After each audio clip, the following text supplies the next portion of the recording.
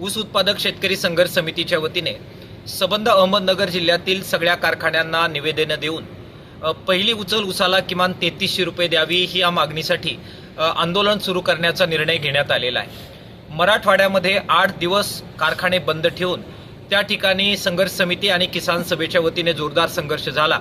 त्याचा परिणाम म्हणून अनेक कारखान्यांनी पहिली उचल 2800 रुपये आणि भाव 3000पेक्षा जास्त देऊ अशा प्रकारची लेखी मागणी मान्य केलेली आहे आणि त्यानंतरच त्या ठिकाणची कोयताबंदी उठवण्यात आलेली आहे। परभणी जिल्ह्यामध्ये सुद्धा हे आंदोलन विस्तारतंय।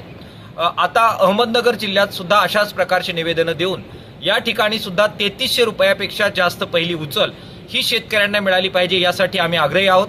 आज अगस्ती सहकारी साखर कारखान्यापासून निवेदन देण्याची सुरुवात आम्ही करतोय। या कारखान्याचे चेअरमन सीताराम पाटील गायकर आणि सहकाऱ्यांना आम्ही हे निवेदन दिलेलं आहे। त्यांनी या मागणीचा सकारात्मक विचार करण्याचा शब्द हा आम्हाला दिलेला आहे। येत्या 7-8 दिवसामध्ये तातडीनं नियोजन करून पहिले उचलीबद्दलची कारवाई ते पूर्ण करतील आणि अधिक भाव हा आमच्या मागणीनुसार देण्याचा प्रयत्न करू अशा प्रकारचा शब्द त्यांनी दिलेला आहे। शेजारचा संगमनेर तालुका आहे, थोरातांचं नेतृत्व आहे, त्याच्यानंतर विखे साहेबांचं नेतृत्व आहे, काळे साहेब आहेत, कोल्हे साहेब आहेत, तनपुरे जी आहेत, वेगवेगळे साखर सम्राट आणि साखर कारखानदार या अहमदनगर जिल्ह्यामध्ये आहेत। सर्वांना आम्ही अपील करतोय की तातडीनं त्यांनी पहिली उचल ही 3300पेक्षा जास्त देऊ या आमच्या मागणीचा सकारात्मक विचार करावा।